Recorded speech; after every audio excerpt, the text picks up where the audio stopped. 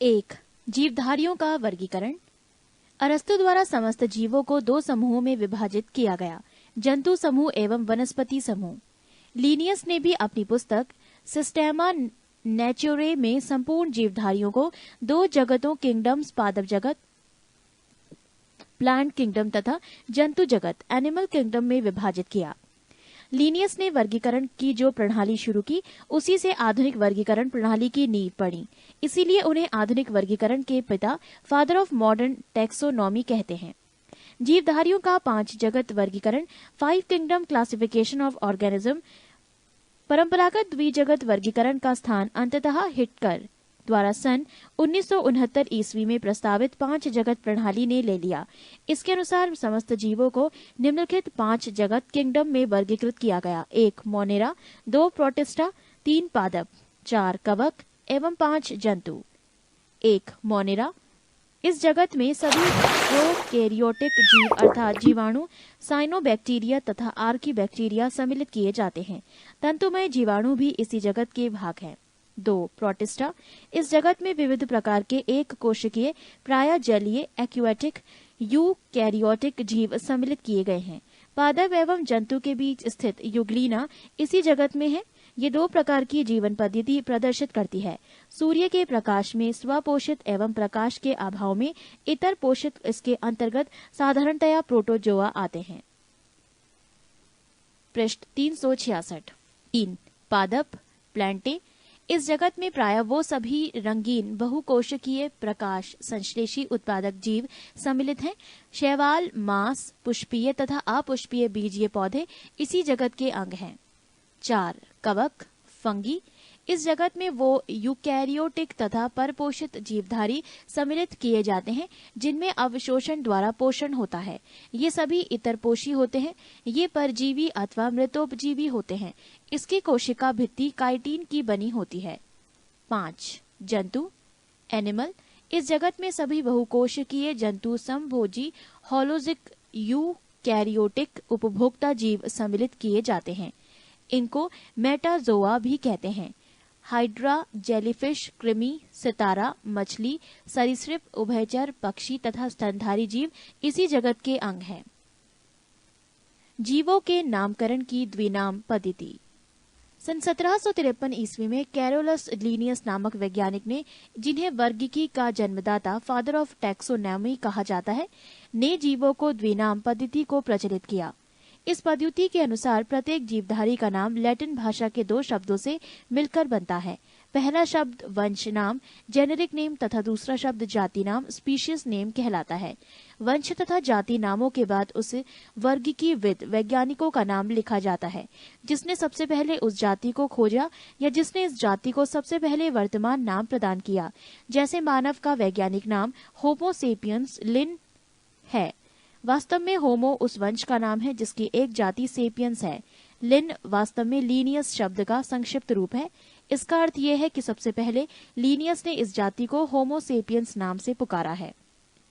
कुछ जीवधारियों के वैज्ञानिक नाम: मनुष्य मैन, होमो सेपियंस, मेढक फ्रॉग, राना टाइग्रियाना, बिल्ली कैट, फेलिस डोमेस्टिका, कुत्ता डॉग, कैनिस फेमिलायरिस, गाय काव, बॉस इंडिकस, मक्खी हाउसफ्लाई, मुस्का डोमेस्टिका, आम मैंगो, मैंगीफेरा इंडिका, धान राइस, ओरिजा सैटिवा, गेहूं व्हीट, ट्रिटिकम एस्टिवम, मटर पी, पाइसम सैटिवम, चना ग्राम, साइसर एरियाटाइनम, सरसों मस्टर्ड, ब्रासिका कैम्पेस्ट्रिस। 2 कोशिका विज्ञान। जीव द्रव्य का नामकरण पुरकिंजे के द्वारा सन 1839 ईस्वी में किया गया। ये एक तरल गाढ़ा रंगहीन पाराभासी लसलसा वजन युक्त पदार्थ है। जीव की सारी जैविक क्रियाएं इसी के द्वारा होती हैं। हेक्सले के अनुसार जीव द्रव्य प्रोटोप्लाज्म जीवन का भौतिक आधार है। जीव द्रव्य 2 भागों में बटा होता है। 1 कोशिका द्रव्य साइटोप्लाज्म, ये कोशिका में केंद्रक एवं कोशिका झिल्ली के बीच रहता है। 2 केंद्रक द्रव्य न्यूक्लियोप्लाज्म, ये कोशिका में केंद्रक के अंदर रहता है। जीव द्रव्य का 99% भाग निम्न 4 तत्वों से मिलकर बना होता है। 1 ऑक्सीजन 76%, 2 कार्बन 10.5%, 3 हाइड्रोजन 10%, 4 2.5%। जीव द्रव्य का लगभग 80% भाग जल होता है। जीव द्रव्य में अकार्बनिक एवं कार्बनिक यौगिकों का अनुपात 81:19 का होता है। पृष्ठ 367। कोशिका सेल जीवन की सबसे छोटी कार्यात्मक एवं संरचनात्मक इकाई है। कोशिका के अध्ययन के विज्ञान को काइटोलॉजी कहा जाता है। कोशिका शब्द का प्रयोग सर्वप्रथम अंग्रेज वैज्ञानिक रॉबर्ट हुक ने सन 1665 ईस्वी में किया था। सबसे छोटी कोशिका जीवाणु माइक्रोप्लाज्म गैलीसेप्टिकमा की है। सबसे लंबी कोशिका तंत्रिका तंत्र की कोशिका है। सबसे बड़ी कोशिका शुतुरमुर्ग के अंडे की कोशिका है। कोशिका सिद्धांत का प्रतिपादन 1838 से 39 ईस्वी श्लाइडेन और श्वान ने किया। कोशिका सिद्धांत की मुख्य बातें इस प्रकार हैं। 1. प्रत्येक जीव की उत्पत्ति एक कोशिका से होती है। 2. प्रत्येक जीव का शरीर एक या अनेक कोशिकाओं का बना होता है। 3. प्रत्येक कोशिका एक स्वाधीन इकाई है, तथापि सभी कोशिकाएं मिलकर काम करती हैं। फलस्वरूप एक जीव का निर्माण होता है। 4. कोशिका का निर्माण जिस क्रिया से होता है उसमें केंद्रक मुख्य अभिकर्ता क्रिएटर होता है। कोशिका 2 प्रकार की होती है। 1. प्रोकैरियोटिक, 2. यूकैरियोटिक। प्रोकैरियोटिक कोशिका, इन कोशिकाओं में हिस्टोन प्रोटीन नहीं होता है, जिसके कारण क्रोटीरियन नहीं बन पाता है। केवल डीएनए का सूत्र ही गुणसूत्र के रूप में पड़ा रहता है।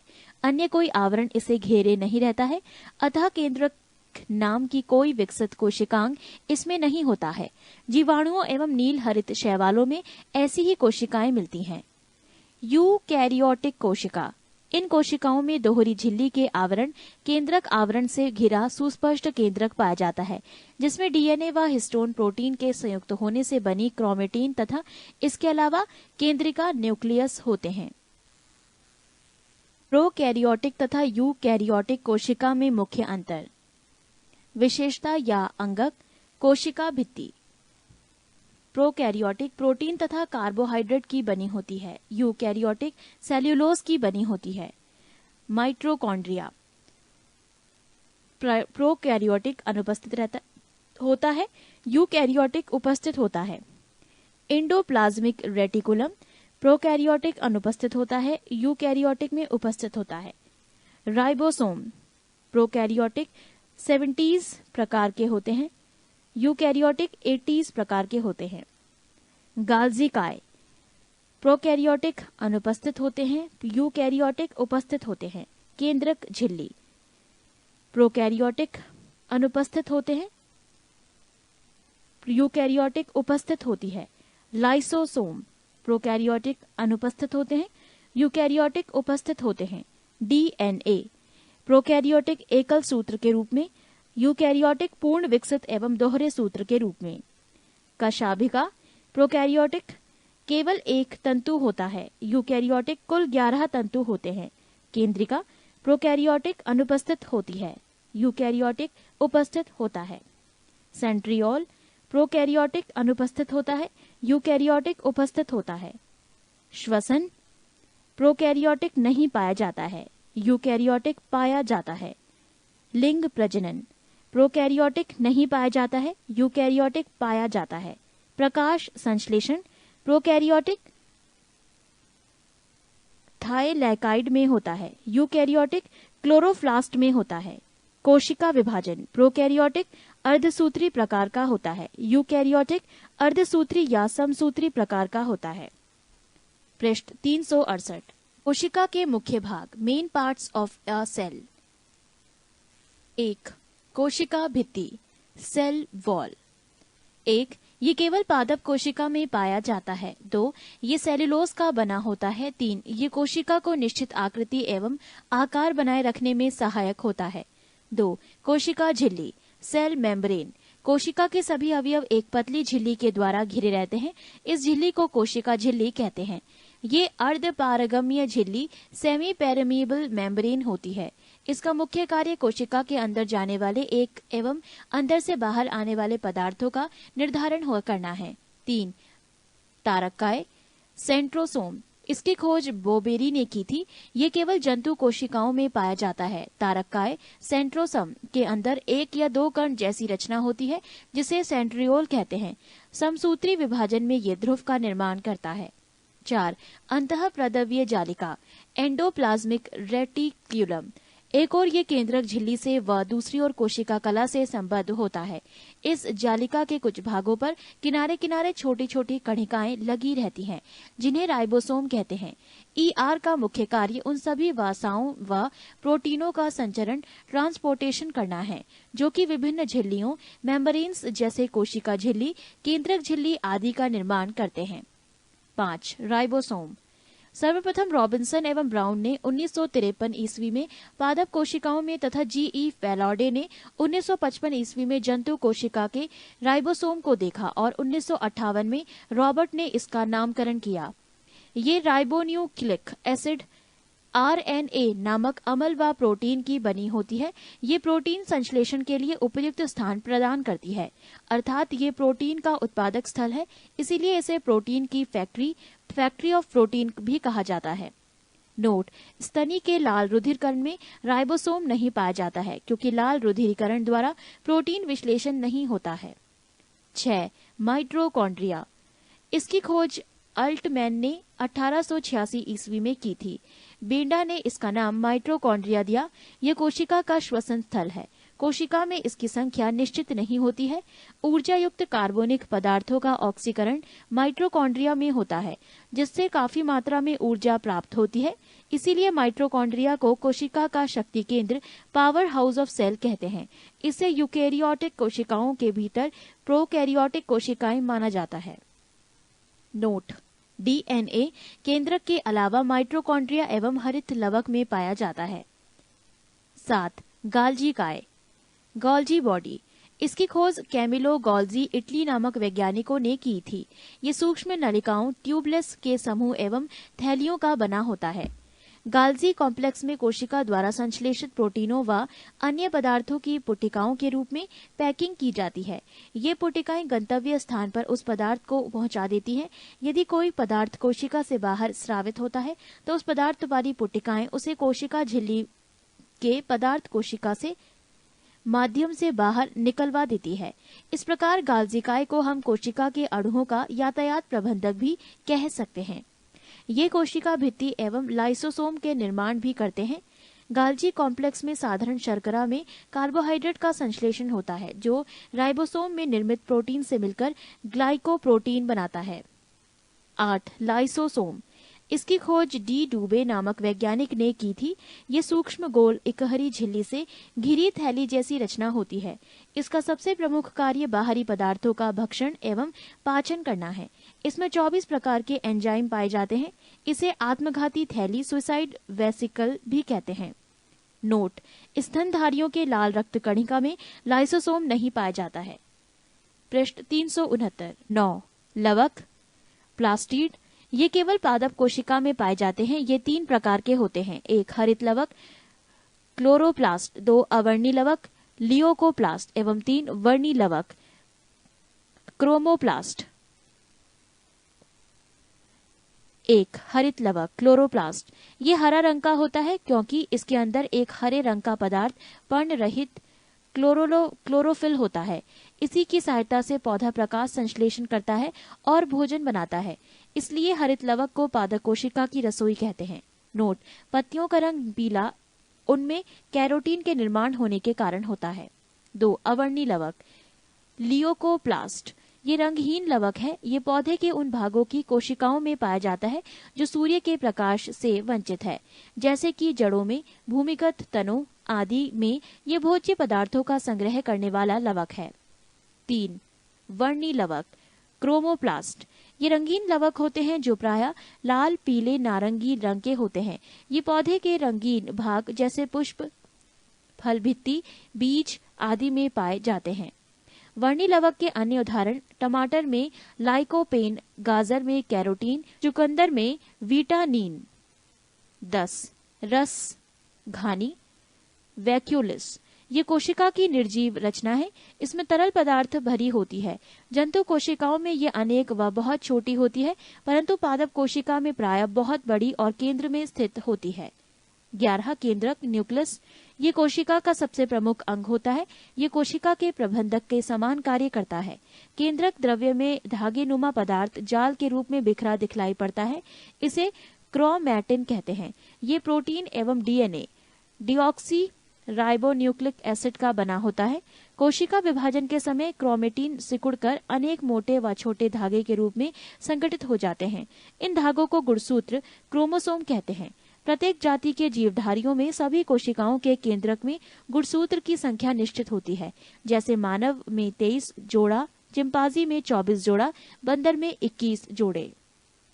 प्रत्येक गुणसूत्र में जेली के समान एक गाढ़ा भाग होता है जिसे मैट्रिक्स कहते हैं। मैट्रिक्स में 2 परस्पर लिपटे महीन एवं कुंडलित सूत्र दिखलाई पड़ते हैं जिन्हें क्रोमैनिमेटा कहते हैं। प्रत्येक क्रोमैनिमेटा एक अर्ध गुणसूत्र क्रोमेटिड कहलाता है। इस प्रकार प्रत्येक गुणसूत्र 2 क्रोमेटिडों का बना होता है। दोनों क्रोमेटिडो एक निश्चित स्थान पर एक दूसरे से जुड़े होते हैं जिसे सेंट्रोमियर कहते हैं। गुणसूत्रों पर बहुत से जीन स्थित होते हैं जो एक पीढ़ी से दूसरी पीढ़ी तक लक्षणों को हस्तांतरित करते हैं और हमारे आनुवांशिक गुणों के लिए उत्तरदायी होते हैं। चूंकि ये जीन गुणसूत्रों पर स्थिर होते हैं एवं गुणसूत्रों के माध्यम से ही पीढ़ी दर पीढ़ी हस्तांतरित होते हैं, इसीलिए गुणसूत्रों को वंशागति का वाहक कहा जाता है। क्रोमैटिन के अलावा केंद्रक में एक सघन घोल रचनाएं दिखलाई पड़ती हैं। इसे केंद्रिका न्यूक्लियस कहते हैं। इसमें राइबोसोम के लिए आरएनए राइबोन्यूक्लिक एसिड का संश्लेषण होता है। डीएनए एवं आरएनए की संरचना। डीएनए की अधिकांश मात्रा केंद्रक में होती है, यद्यपि इसकी कुछ मात्रा माइटोकॉन्ड्रिया तथा हरित लवक में भी होती है। डीएनए पॉलीन्यूक्लियोटाइड होते हैं। Polynucleotide chain DNA. Nucleotide, nucleoside, phosphate, nucleoside, sugar and base, क्षार। पृष्ठ 370। क्षार, बेस। डीएनए में उपस्थित क्षार 4 प्रकार के होते हैं। एडिनिन बराबर ए, गुआनिन बराबर जी, थायमिन बराबर टी तथा साइटोसिन बराबर सी। डीएनए में अणु संख्या के आधार पर एडेनिन सदैव थायमिन से, साइटोसिन सदैव गुआनिन से जुड़ा रहता है। एडेनिन व थायमिन के बीच 2 हाइड्रोजन आबंध तथा साइटोसिन व गुआनिन के बीच 3 हाइड्रोजन आबंध होते हैं। यानी A बराबर T, G यहाँ 3 डैश दिए गए हैं, यानी G3-C। सन 1953 ईस्वी में J.D. वॉटसन एवं क्रिक ने डीएनए की द्विकुंडलित संरचना मॉडल डबल हेलिक्स मॉडल प्रतिपादित किया। इस काम के लिए उन्हें सन 1962 ईस्वी में नोबेल पुरस्कार मिला। डीएनए का कार्य। ये सभी आनुवांशिकी क्रियाओं का संचालन करता है। जीन इसकी इकाई है। ये प्रोटीन संश्लेषण को नियंत्रित करता है। आरएनए का निर्माण, ट्रांसक्रिप्शन। डीएनए से ही आरएनए का संश्लेषण होता है। इस क्रिया में डीएनए की एक श्रृंखला पर आरएनए की न्यूक्लियोटाइड आकर जुड़ जाती है। इस प्रकार एक अस्थायी डीएनए या आरएनए संकर का निर्माण होता है। इसमें नाइट्रोजन बेस थायमिन के स्थान पर यूरेसिल होता है। कुछ समय बाद आरएनए की समजात श्रृंखला अलग हो जाती है। आरएनए 3 प्रकार के होते हैं। 1 R-RNA राइबोसोमल आरएनए, ये राइबोसोम पर लगे हो रहते हैं और प्रोटीन संश्लेषण में सहायता करते हैं। 2 tRNA ट्रांसफर आरएनए, ये प्रोटीन संश्लेषण में विभिन्न प्रकार के अमीनो अम्लों को राइबोसोम पर लाते हैं जहां पर प्रोटीन बनता है। नोट, प्रोटीन बनने की अंतिम क्रिया को ट्रांसलेशन कहते हैं। 3 mRNA मैसेंजर आरएनए, केंद्रक के बाहर विभिन्न आदेश लेकर अमीनो अम्लों को चुनने में मदद करता है। डीएनए एवं आरएनए में मुख्य अंतर। डीएनए इसमें डीऑक्साइराइबोज शर्करा होती है। आरएनए इसमें शर्करा राइबोज होती है। 2 इसमें बेस एडेनिन, गुआनिन, थायमिन एवं साइटोसिन होते हैं। आरएनए इसमें बेस थायमिन की जगह यूरेसिल आ जाता है। 3 ये मुख्यतः केंद्रक में पाया जाता है। आरएनए ये केंद्रक एवं कोशिका द्रव्य दोनों में पाया जाता है। पादप एवं जंतु कोशिका में मुख्य अंतर। पादप कोशिका 1 इसमें कोशिका भित्ति पाई जाती है। 1 इसमें जंतु कोशिका 1, इसमें कोशिका भित्ति अनुपस्थित है। पादप कोशिका 2, इसमें लवक पाई जाती है। जंतु कोशिका 2, इसमें लवक अनुपस्थित होती है। 3, पादप कोशिका तारककाय अनुपस्थित रहता है। जंतु कोशिका तारककाय सेंट्रोसम उपस्थित रहता है। रिक्तिका वैक्यूलोस बड़ी होती है। जंतु कोशिका रिक्तिका वैक्यूलोस छोटी होती है। 5, इसका आकार लगभग आयताकार होता है। जंतु कोशिका 5, इसका आकार लगभग वृत्ताकार होता है। पृष्ठ 371। कोशिका विभाजन। कोशिका विभाजन सेल डिवीजन को सर्वप्रथम 1855 ईस्वी में विरचाऊ ने देखा। कोशिका का विभाजन मुख्यतः 3 प्रकार से होते हैं। 1, असूत्री विभाजन एमिटोसिस, 2, समसूत्री विभाजन माइटोसिस एवं 3, अर्धसूत्री विभाजन मेयोसिस। 1, असूत्री विभाजन एमिटोसिस। ये विभाजन अविकसित कोशिकाओं जैसे जीवाणु, नील हरित शैवाल, यीस्ट, अमीबा तथा प्रोटोजोआ में होता है। 2, समसूत्री विभाजन माइटोसिस। समसूत्री विभाजन की प्रक्रिया को जंतु कोशिकाओं में सबसे पहले जर्मनी के जीव वैज्ञानिक वाल्थेर फ्लेमिंग ने 1879 ईस्वी में देखा। उन्होंने ही सन 1882 में इस प्रक्रिया को माइटोसिस नाम दिया। ये विभाजन कायिक कोशिका सोमैटिक सेल में होता है। अध्ययन की सुविधा के लिए समसूत्री विभाजन को 5 चरणों में बांटते हैं, जो निम्न हैं। 1, अंतरा अवस्था इंटरफेज, 2, पूर्वावस्था प्रोफेज, 3, मध्य अवस्था मेटाफेज, 4, पश्चावस्था एनाफेज, 5, अंत्यावस्था टेलोफेज। इस विभाजन के फलस्वरूप एक जनक कोशिका पेरेंट सेल से 2 संतति डॉटर सेल का निर्माण होता है। प्रत्येक संतति कोशिका में गुणसूत्र की संख्या जनक कोशिका पेरेंट सेल के बराबर होती है। समसूत्री विभाजन की पश्चावस्था एनाफेज सबसे छोटी होती है। वो केवल 2 से 3 मिनट में समाप्त हो जाती है। 3, अर्धसूत्री विभाजन मेयोसिस। फॉर्मर तथा मूरे 1905 ने कोशिकाओं में अर्धसूत्री विभाजन को मेयोसिस नाम दिया। अर्धसूत्री विभाजन की खोज सर्वप्रथम वीजमैन ने की थी, लेकिन इसका सर्वप्रथम विस्तृत अध्ययन स्ट्रॉसबर्गर ने 1888 ईस्वी में किया। ये विभाजन जनन कोशिकाओं में होता है। अर्धसूत्री कोशिका विभाजन निम्न 2 चरणों में पूरा होता है। 1, अर्धसूत्री प्रथम, 2, अर्धसूत्री द्वितीय। अर्धसूत्री प्रथम में गुणसूत्रों की संख्या आधी रह जाती है, इसीलिए इसे न्यूनकारी विभाजन रिडक्शन डिवीजन भी कहते हैं। अर्धसूत्री प्रथम विभाजन में 4 अवस्थाएं होती हैं। 1, प्रोफेज 1, 2, मेटाफेज 1, 3, एनाफेज 1, 4, टेलीफोज 1। प्रोफेज 1 सबसे लंबी प्रावस्था होती है, जो कि 5 उप अवस्थाओं में पूरी होती है। 1, लेप्टोटीन, 2, जाइगोटीन, 3, पैकिटीन, 4, डिप्लोटीन एवं 5, डाइकिनेसिस। 1, लेप्टोटीन। 1, गुणसूत्र उलझे हुए पतले धागों की तरह दिखाई पड़ते हैं, इन्हें क्रोमिनिमेटा कहते हैं। 2, गुणसूत्र की संख्या द्विगुणित डाइप्लोसिड होती है। 2, जाइगोटीन। 1, समजात गुणसूत्र एक साथ होकर जोड़े बनाते हैं, इसे सिनेप्सिस कहते हैं। 2, सेंट्रियोल एक दूसरे से अलग होकर केंद्रक के विपरीत ध्रुवों पर चले जाते हैं। 3, प्रोटीन एवं आरएनए संश्लेषण के फलस्वरूप केंद्रिका बड़ी हो जाती है। 3, पैकाटीन। 1, प्रत्येक जोड़े के गुणसूत्र छोटे और मोटे हो जाते हैं। 2, द्वियुज का प्रत्येक सदस्य अनुदैर्ध्य रूप से विभाजित होकर 2 अनुजात गुणसूत्रों या क्रोमेटिडों में बन जाता है। इस प्रकार 2 समजात गुणसूत्रों के एक द्वियुज से अब 4 क्रोमेटिड बन जाते हैं। इनमें 2 मात्र तथा 2 पितृ क्रोमेटिड होते हैं। कभी कभी मात्र और पितृ क्रोमेटिड एक या ज्यादा स्थान पर एक दूसरे से क्रॉस करते हैं। ऐसे बिंदु पर मात्र तथा पितृ क्रोमेटिड टूट जाते हैं और एक क्रोमेटिड का टूटा हुआ भाग दूसरे क्रोमेटिड के टूटे स्थान पर से टूट जाते हैं। पृष्ठ 372। इसे क्रॉसिंग ओवर कहते हैं और इस प्रकार जीन का नए ढंग से वितरण हो जाता है, अर्थात जीन विनिमय पैकाटीन अवस्था में होता है। इस क्रिया में रिकॉम्बिनेज एंजाइम भाग लेते हैं। नोट: क्रॉसिंग ओवर हमेशा नॉनस्टर क्रोमेटिड के बीच होता है। 4, डिप्लोटिन। 1, समजात गुणसूत्र अलग होने लगते हैं, परंतु जोड़े के 2 सदस्य पूर्ण रूप से अलग नहीं हो पाते, क्योंकि वो कहीं कहीं एक दूसरे से एक्स के रूप में उलझे रहते हैं। ऐसे स्थानों को काईएज़मेटा कहते हैं।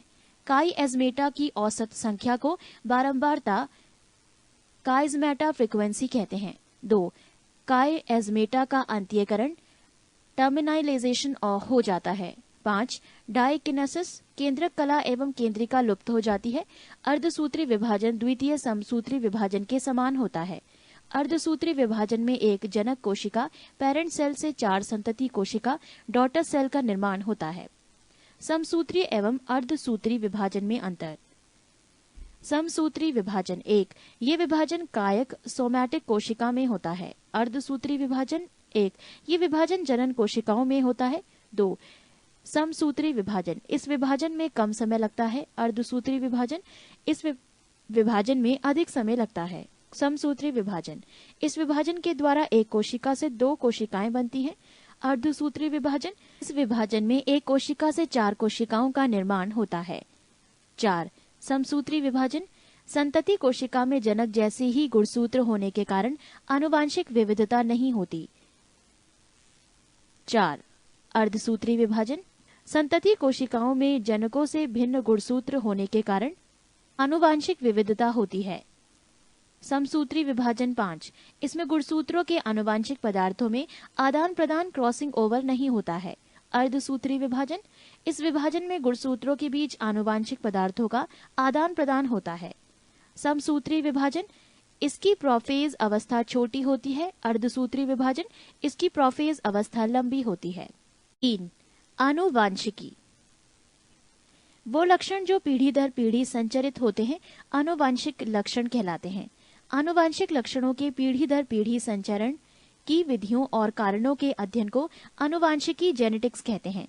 आनुवांशिकता के बारे में सर्वप्रथम जानकारी ऑस्ट्रिया निवासी ग्रिगर जोहान मेंडल 1822 से 1884 ईस्वी ने दी।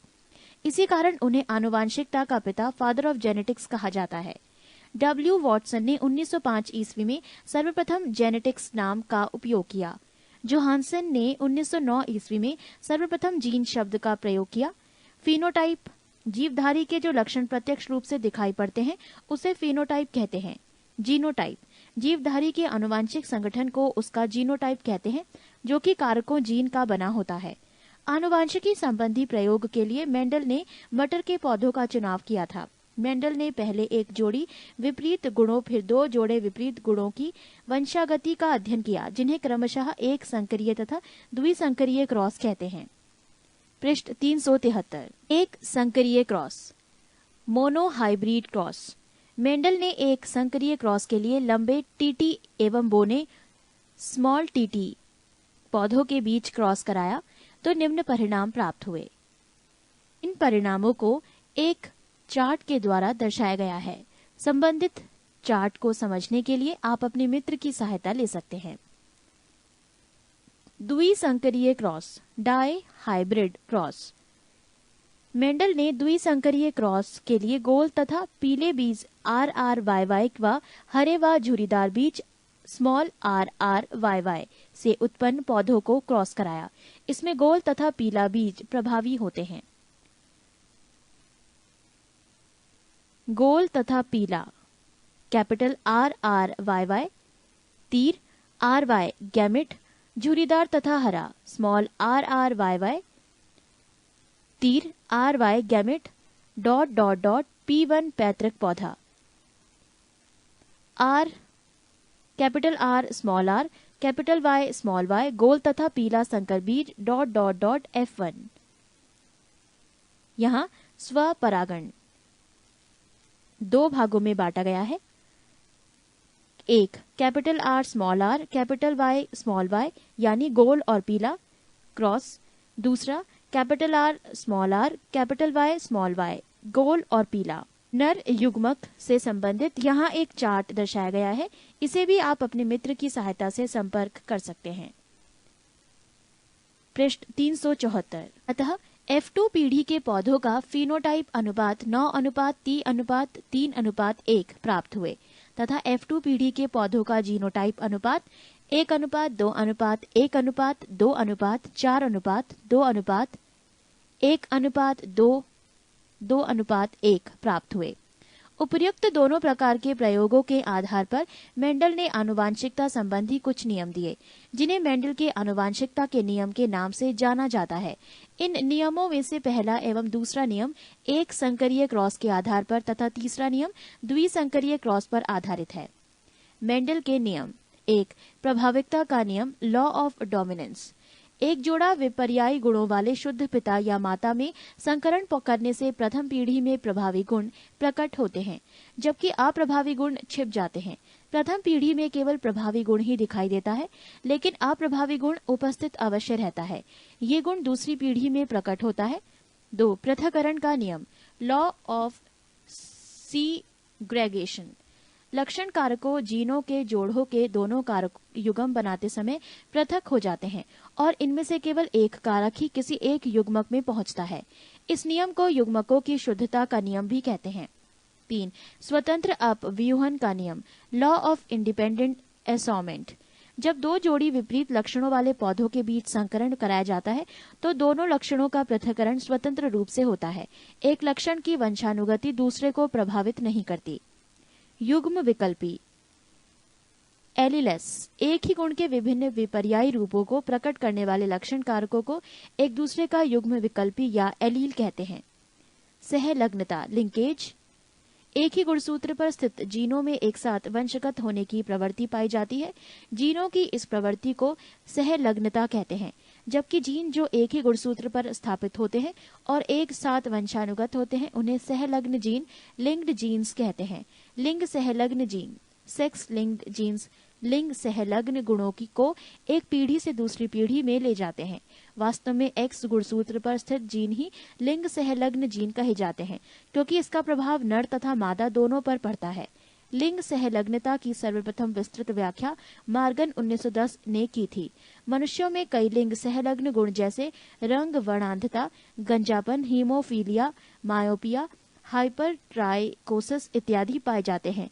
लिंग सहलग्न गुण स्त्रियों की अपेक्षा पुरुषों में ज्यादा प्रकट होते हैं। जीव या जाति तथा गुणसूत्र।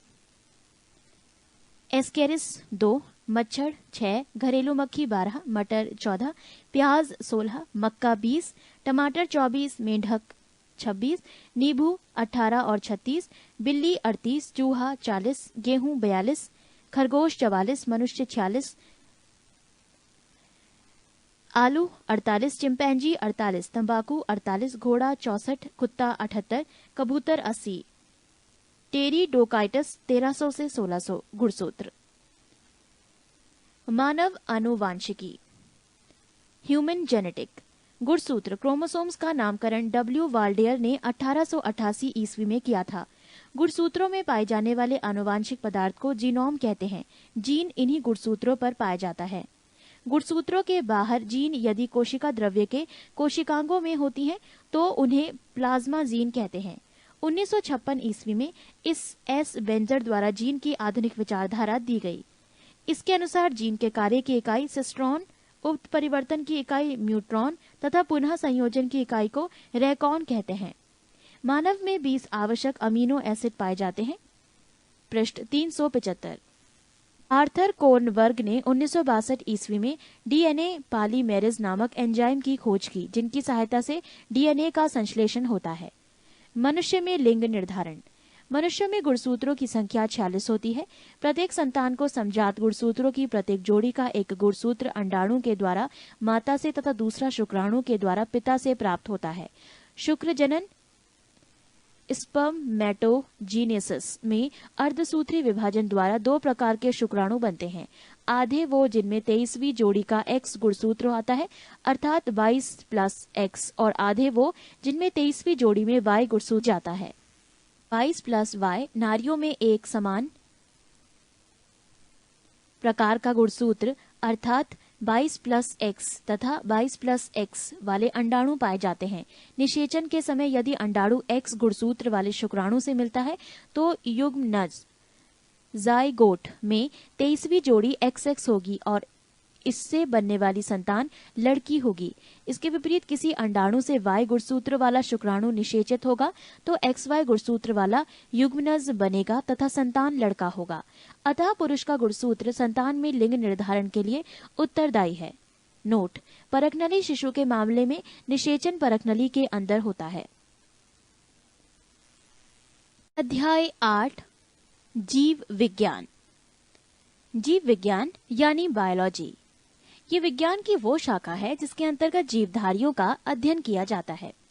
बायोलॉजी, बायो का अर्थ है जीवन, लाइफ, लोगोस का अर्थ है अध्ययन यानी स्टडी, अर्थात जीवन का अध्ययन की बायोलॉजी कहलाता है।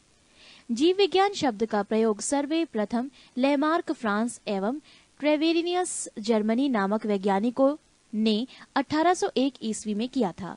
जीव विज्ञान का एक क्रमबद्ध ज्ञान के रूप में विकास प्रसिद्ध ग्रीक दार्शनिक अरिस्टोटल 384 से 322 बीसी के काल में हुआ। उन्होंने ही सर्वप्रथम पौधों एवं जंतुओं के जीवन के विभिन्न पक्षों के विषय में अपने विचार प्रकट किए। इसीलिए अरस्तु को जीव विज्ञान का जनक, फादर ऑफ बायोलॉजी कहते हैं। इन्हें जंतु विज्ञान के जनक, फादर ऑफ जूलॉजी भी कहते हैं। जीव विज्ञान की कुछ शाखाएं: एपीकल्चर, मधुमक्खी पालन का अध्ययन; सेरिकल्चर, रेशम कीट पालने का अध्ययन; पीसीकल्चर, मत्स्य पालन का अध्ययन; माइकोलॉजी, कवकों का अध्ययन; फाइकोलॉजी, शैवालों का अध्ययन; एंथोलॉजी, पुष्पों का अध्ययन; पोमोलॉजी, फलों का अध्ययन; आर्निथोलॉजी, पक्षियों का अध्ययन; इक्थियोलॉजी, मछलियों का अध्ययन; एंटोमोलॉजी, कीटों का अध्ययन; डेंड्रोलॉजी, वृक्षों एवं झाड़ियों का अध्ययन; ओफियोलॉजी, सर्पों, स्नेक्स का अध्ययन; सारोलॉजी, छिपकलियों का अध्ययन; सिल्वीकल्चर, काष्ठी पेड़ों का संवर्धन।